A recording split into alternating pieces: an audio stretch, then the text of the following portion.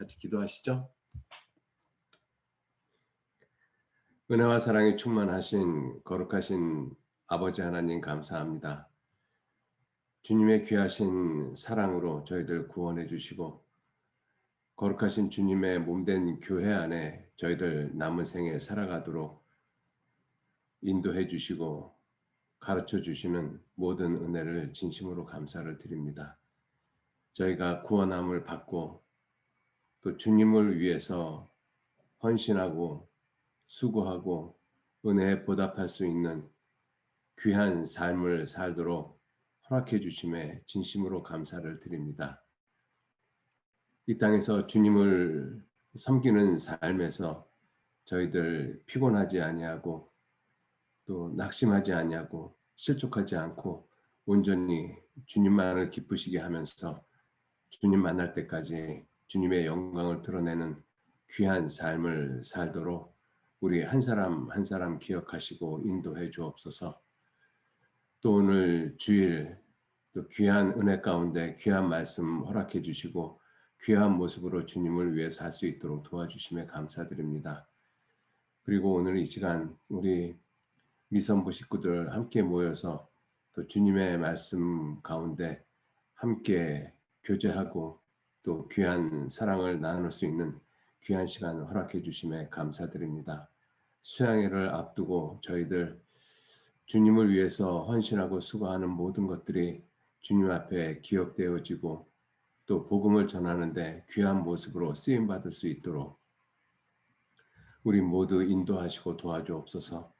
우리들이 하는 그 모든 수고 위에 주님 놀라우신 은혜와 사랑과 상급으로 갚아주심을 믿고 감사드립니다. 이 작은 소자에게 냉수 한 컵 떠준 것도 그 상을 결코 잃지 않는다라고 말씀하셨습니다.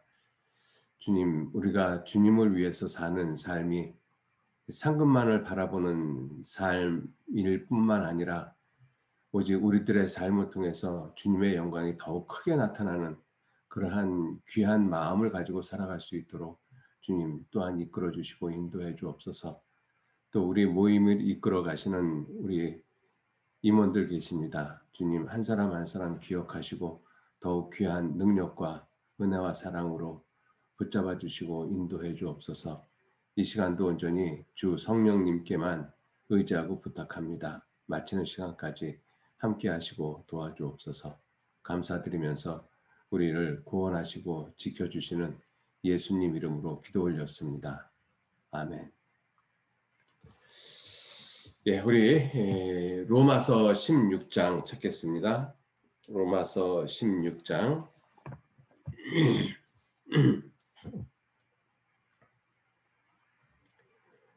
예, 로마서 16장 25절 말씀 25절 말씀서부터 27절 말씀까지 예, 찾으셨으면 함께 읽도록 하겠습니다. 나의 복음과 예수 그리스도를 전파함은 영세전부터 감추었다가 이제는 나타내신 바 되었으며 영원하신 하나님의 명을 조차 선지자들의 글로 말미암아 모든 민족으로 믿어 순종케 하시려고 알게 하신 바 그 비밀의 계시를 조차 된 것이니 이 복음으로 너희를 능히 경고케 하실 지혜로우신 하나님께 예수 그리스도로 말미암아 영광이 세세 무궁토록 있을지어다. 아멘.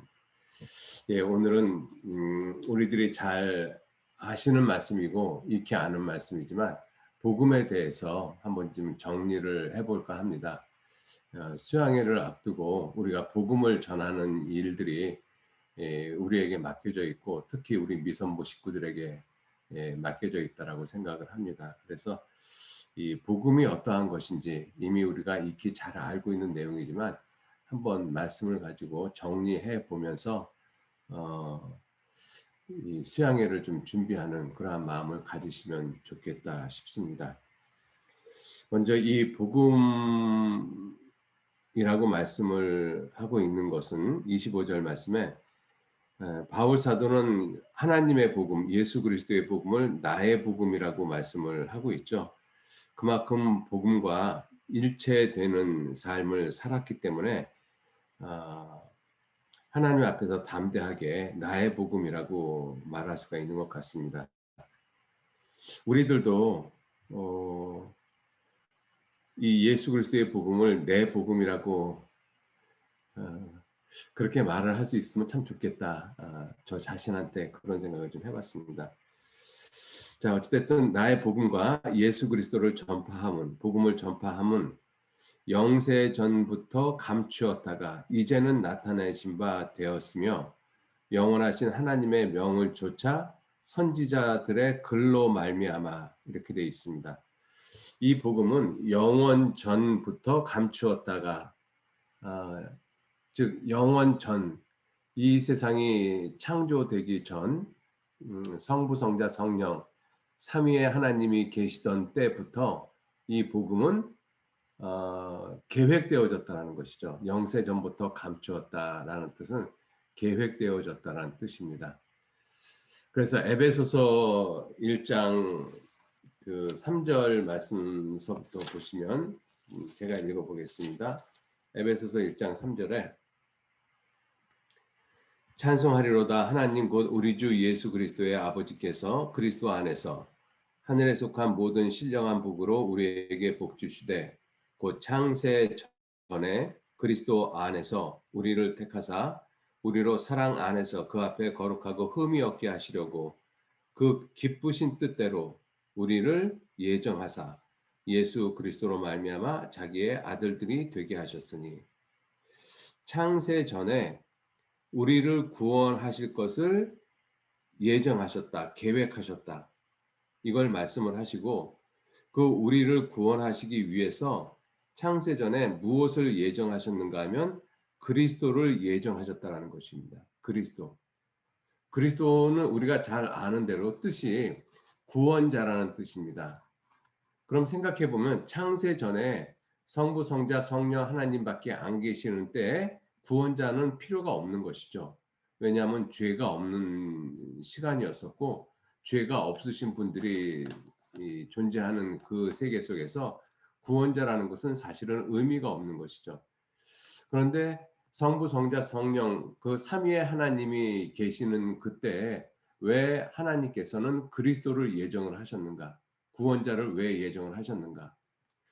그래서 로마서에서는 창세 전부터 영세 전부터 감추었다가 이제는 나타내신 바 되었다 이렇게 표현하신 것이죠. 그래서 예지하시는 하나님께서 하나님의 사랑의 짝 사람을 만드시고 그 사람이 선악과 시험에서 실패하고 모두가 다 죽을 수밖에 없는 지옥 갈 수밖에 없는 죄인이 되는 그 분명한 사실을 미리 예지하셨습니다. 그래서 모든 사람을 다시 구원할 수 있는 그 그리스도를 예정하신 것이죠. 그래서 창세전부터 예정하셨다. 이 복음이라는 것이 창세전부터 예정되어진 계획되어진 것이다. 창세전부터 그리스도를 예정하셨다라는 것입니다. 이 복음이 결국은 그리스도를 말씀하고 있는 거잖아요. 그래서 이 복음, 곧 복음의 가장 진수인 그리스도를 창세전부터 예정했다. 영세전부터 감추었다. 이렇게 말씀을 하고 있습니다.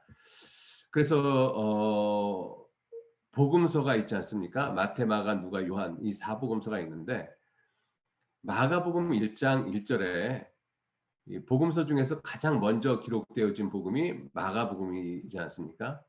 그 마가복음 1장 1절에 어떻게 기록되어 있는가 하면 하나님의 아들 예수 그리스도의 복음의 시작이라. 하나님의 아들 예수 그리스도의 복음의 시작이라 이렇게 되어 있습니다.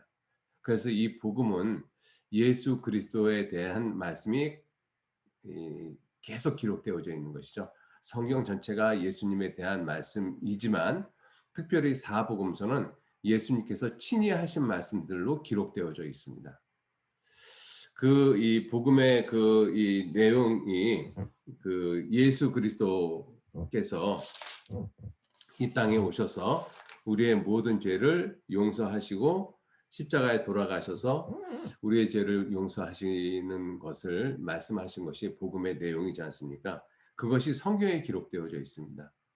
그래서 성경에는 하나님의 아들이 이 세상에 오실 것이고 즉 하나님이 보내주실 것이고 그분이 이 세상에 오시면 우리의 죄를 다 담당하시고 십자가에서 돌아가시고 그래서 우리의 죄를 영원히 용서해 놓으셨고 그 사실, 그 예수 그리스도의 복음을 믿는 믿음으로 지옥 갈 수밖에 없는 죄인들이 구원을 받는다. 그것이 복음의 핵심입니다.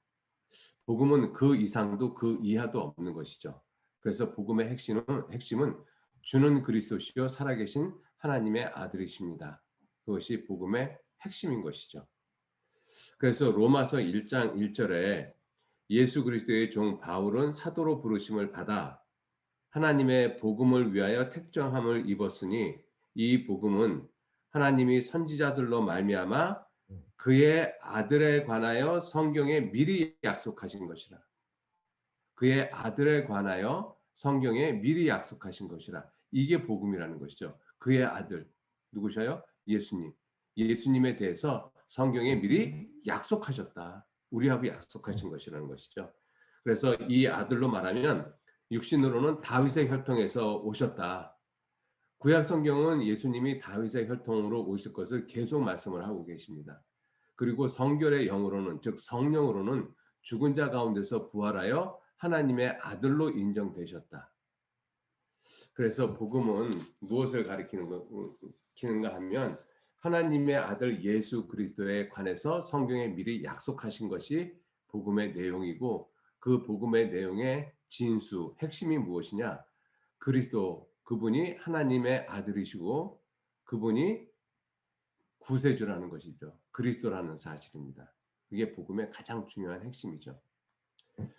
자, 그러면 이제 두 번째 우리가 생각해 봐야 될 것이 무엇이냐면 이 두 번째 우리가 생각해야 될 것이 복음의 주체가 예수님이시지 않습니까?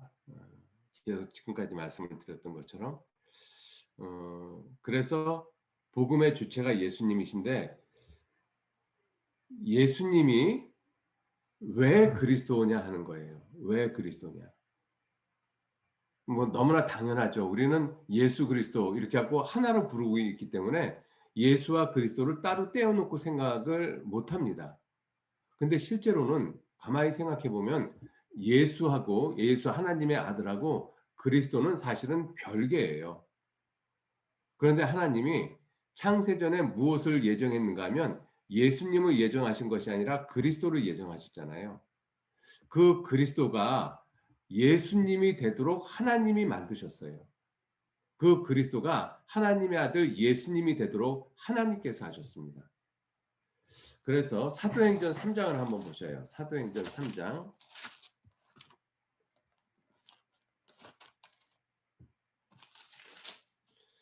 사도행전 3장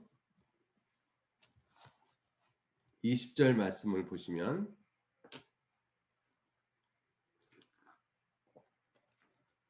사도행전 3장 20절 말씀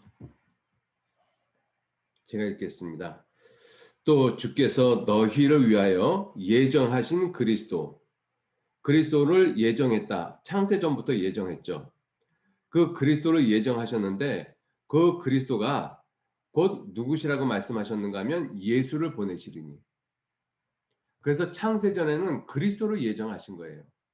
근데 그 그리스도를 누구로 정하셨는가 하면 하나님은 자기의 아들로 정하신 거예요. 그 아들의 이름이 예수님이시잖아요.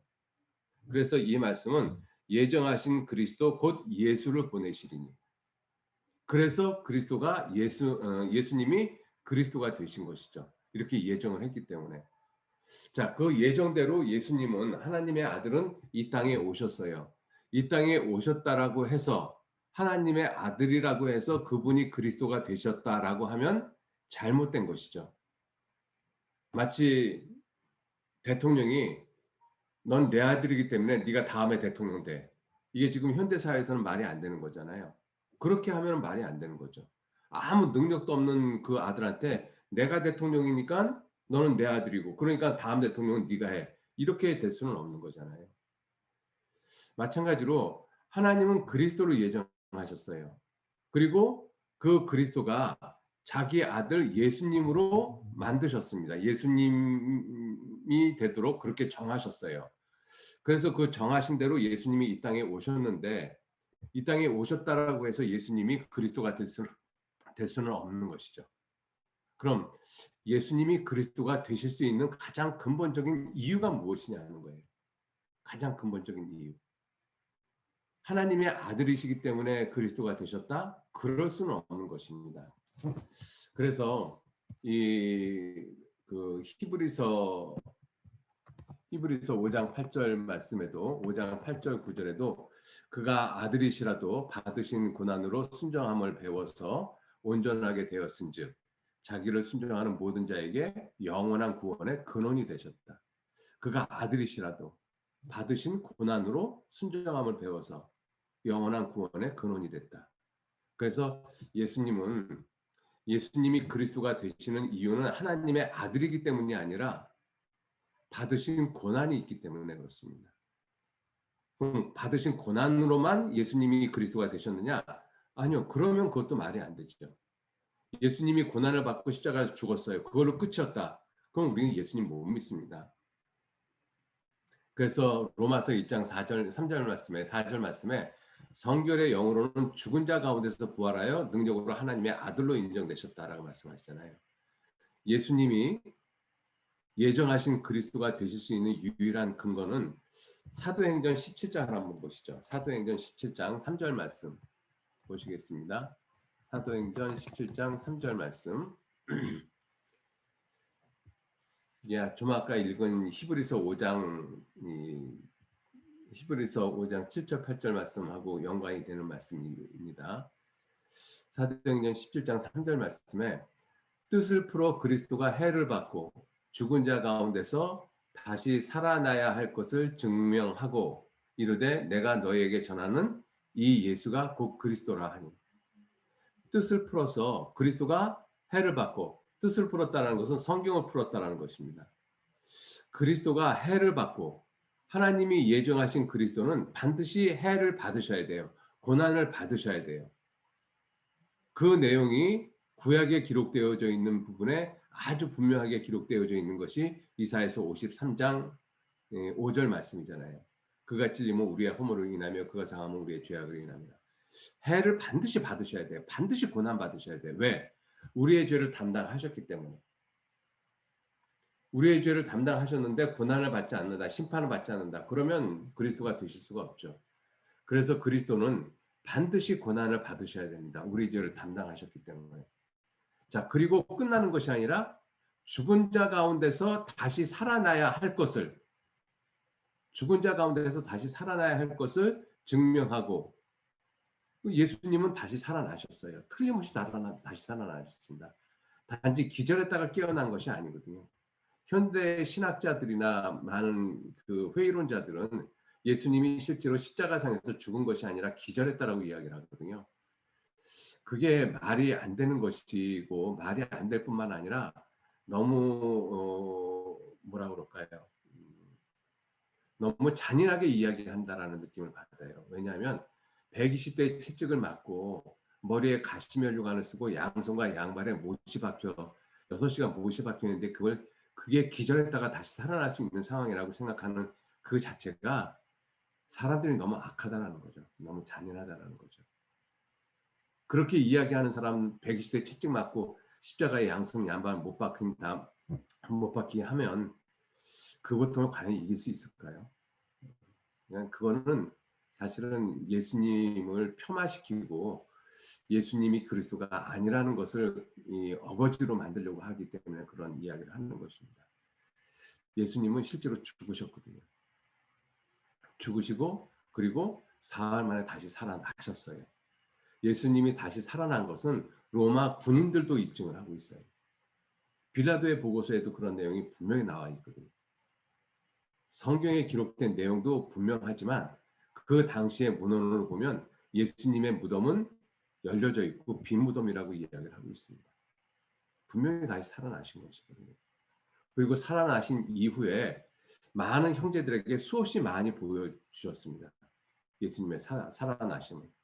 그 의심 많은 도마는 의심 많은 도마라고 이야기를 하지만 한편 도마의 모습을 인간적으로 생각을 해보면 도마만큼 이성적인 사람이 없는 거예요. 제자들이 부활하신 예수님을 봤다라고 했었을 때 도마가 하는 말이 뭐예요? 너희들 그래 예수님이 부활했다고 치자.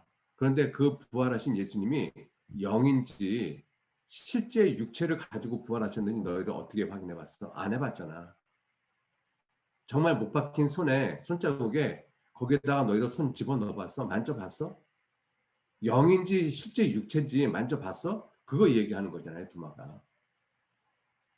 어떤 의미에서 도마는 예수님의 부활을 물론 도마 그 말씀한 내용을 보면 요한복음 21장에 있는 이 20장에 있는 내용을 보면 도마가 예수님의 부활을 믿지 않은 모습으로 기록되어져 있습니다.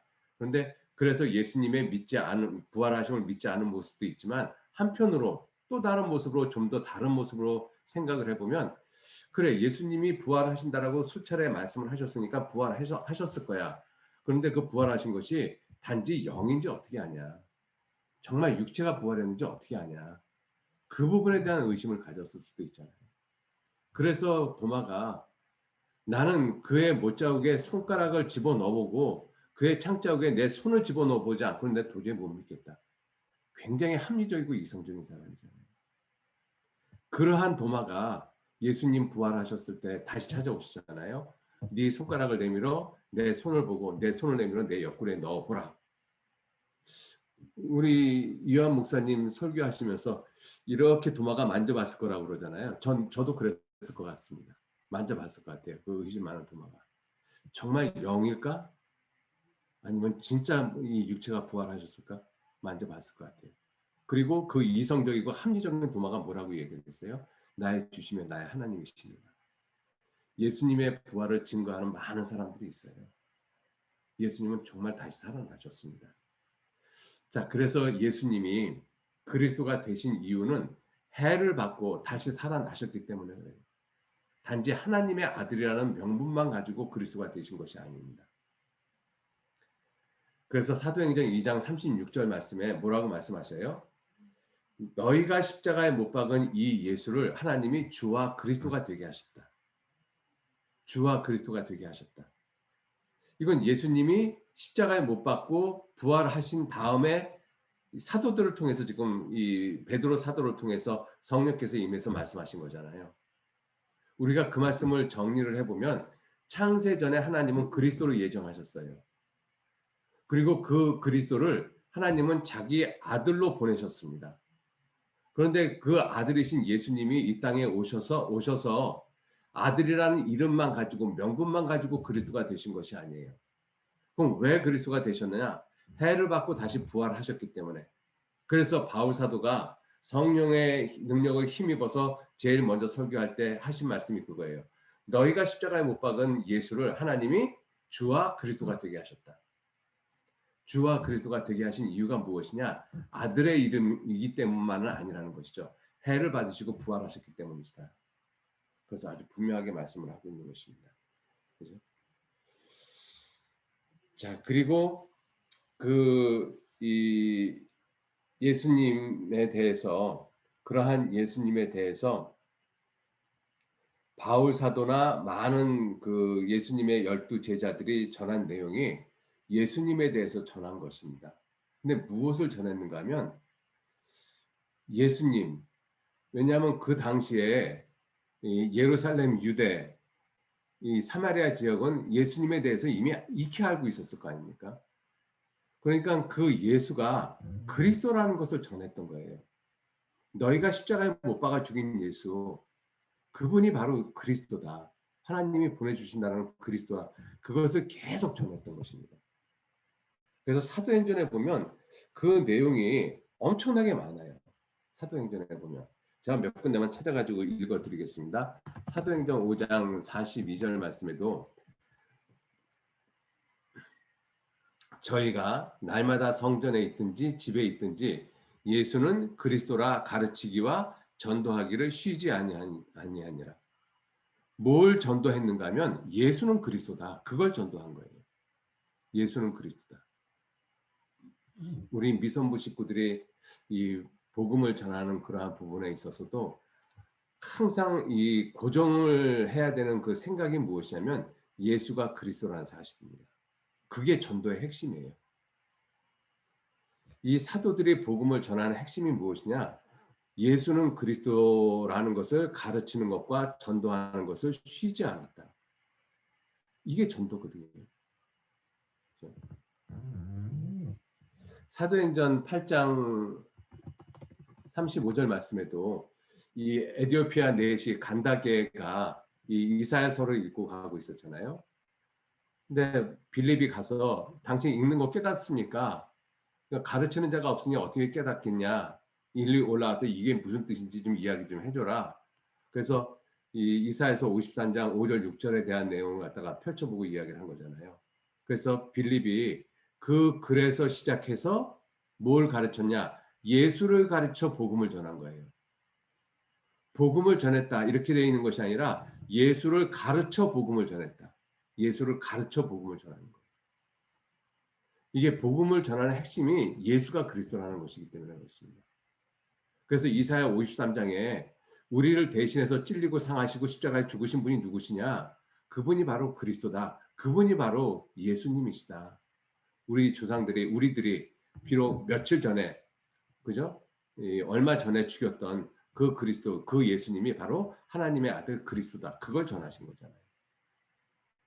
계속 똑같은 말을 합니다. 사도들이 복음을 전한 내용이 똑같아요. 사도행전 9장 22절 말씀에도 이 사울이 바울 되기 전에 사울이 다메섹 도상에서 예수님을 만나잖아요. 그리고 아나니아를 통해서 눈이 떠졌습니다. 그리고 나서 즉시로 뭐를 전했는가 하면 복음을 전했어요. 사도행전 9장 22절에 사울은 힘을 더 얻어 예수를 그리스도라 증명하여 예수를 그리스도라 복음을 전하는데 이분들이 똑같이 하는 말이 뭐예요? 복음을 전하는데 야 예수가 그리스도야. 우리한테는 너무나 당연한 이야기지만 그 당시의 사람들에게는 예수가 그리스도라는 그 사실이 굉장히 놀라운 것이잖아요. 왜? 그리스도가 아니라고 해서 십자가에 못 박아 죽였습니까? 그래서 너희가 십자가에 못 박아 죽인 그 예수가 바로 그리스도야. 그걸 전했다라는 거예요. 그래서 사도행전 9장 22절에 사울은 힘을 더 얻어 예수를 그리스도라 증명하여 다메섹에 사는 유대인들을 굴복시키느니라. 유대인들이 굴복됐어요. 무엇으로? 하나님이 천지를 창조해서 이런 것이 아니잖아요. 이미 그것을 익히 알고 있는 사람들한테 무엇으로 그들을 굴복시키겠어요? 너희가 십자가에 못 박아 죽인 예수, 너희가 그리스도가 아니라고 한 그 예수를 그분이 그리스도다. 그거를 증명한 거잖아요. 우리는 이 일의 증인이다. 바울 사도는 그 예수님을 다메섹 도상에서 만났잖아요. 그러니 당시 예수님의 제자들, 바울 사도 이와 같은 사람들은 그 말에 힘이 있는 거예요. 왜? 확실한 증인의 말은 힘이 있다라고 되어 있으니까. 그 예수님을 봤잖아요. 그 예수님을 모른다고 부인했고 십자가 밑에서 다 도망가 버리고 예수님의 부활을 받고 다 본 사람들이잖아요. 다 증인들입니다. 그러니 얼마나 힘있게 복음을 전했겠어요. 무엇을? 예수가 그리스도라는 사실을. 복음의 핵심입니다. 사도행전 18장 한번 보시죠. 사도행전 18장에 보시면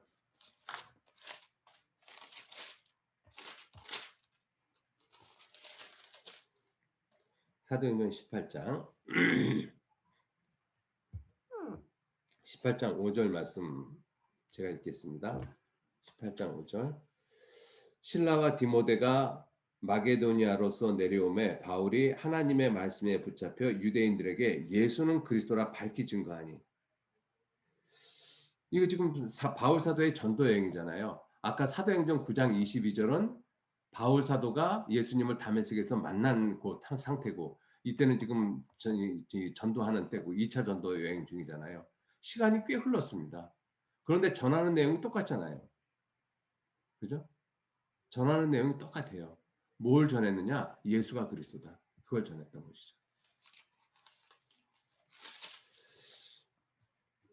18장 24절 말씀도 보시죠. 18장 24절. 알렉산드리아에서 난 아볼로라 하는 유대인이 에베소에 이르니 이 사람 아볼로는 학문이 많고 세상적인 학문이 많았어요. 그리고 성경에도 능한 자라. 그리고 또 하나 뭐가 있는가 하면 그가 일찍 주의 도를 배워 열심으로 예수에 관한 것을 자세히 말하며 가르쳤어요. 대단하지 않습니까? 학문에 능하고 성경에 능하고 예수 그리스도에 대해서 자세히 열심히 가르친 사람이에요. 근데 그 사람이 회중에서 가르칠 때 이 브리스길라와 아굴라가 그 가르치는 말을 듣고 뭔가 딱 중요한 핵심이 빠진 것 같은 거예요. 그래서 이 아볼로 그 학문이 많고 한번 우리가 브리스길라와 아굴라 같은 입장이라고 한번 생각해 보세요. 브리스길라와 아굴라는 아볼로보다 학문이 많고 성경에 능한 사람이 아니잖아요. 그런데 자기보다 성경에 능하고 학문도 많고 예수 그리스도에 대해서 자세히 열심히 가르치는 그 사람이 설교를 하는데 그 사람은 불러다가 당신 말하는 건 참 이렇게 좋은데 가장 중요한 것이 빠졌습니다라고 이야기할 수 있겠는가? 근데 브리스길라와 아굴라가 그 일을 한 거예요. 그죠? 26절 말씀. 그가 아볼로죠. 회당에서 담대히 말하기 시작하거늘 브리스길라와 아굴라가 듣고 데려다가 하나님의 도를 더 자세히 풀어 이르더라. 성경에 능한 사람, 예수 그리스도에 대해서 자세히 열심히 말한 사람에게 하나님의 도를 더 자세히 풀었어요.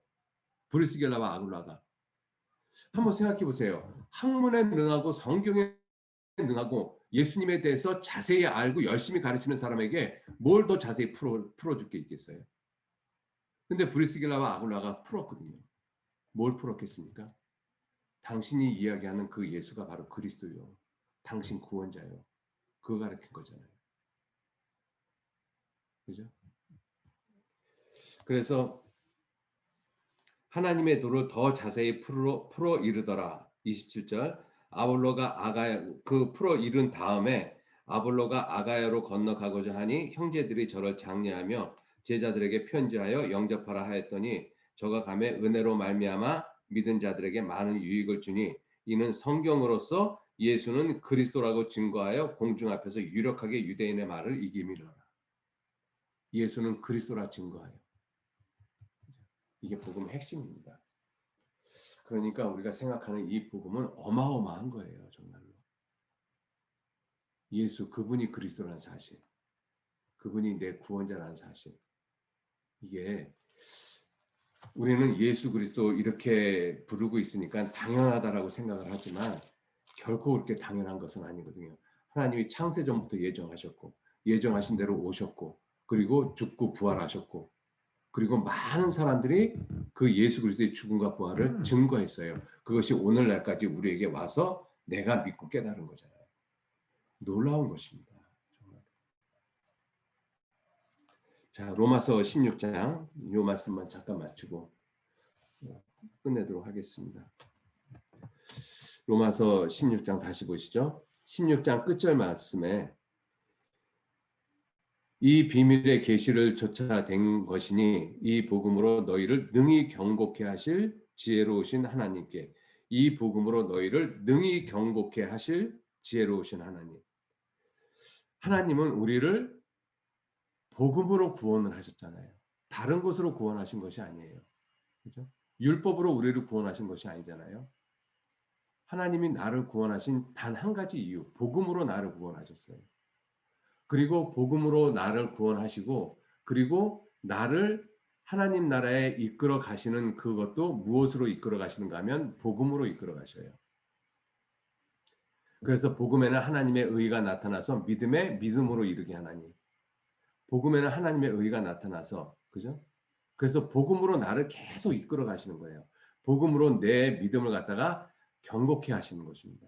그래서 이 말씀에도 복음으로 너희를 능히 경고케 하실 무엇이 경고케 되겠어요? 내 믿음이 경고케 되는 거예요. 내 믿음이 경고케 되어지는 것은 복음밖에 없습니다. 복음으로 하나님은 내게 많은 일을 하셔요. 복음으로 나를 위로하시고 복음으로 나를 경고케 하시고 복음으로 내 기도에 응답해 주시고 그래서 우리가 복음을 전할 때 우리가 믿음이 점점 자라가요. 그래서 우리가 이렇게 보면 수양회를 이렇게 거치잖아요. 수양회를 매년마다 이렇게 하지 않습니까?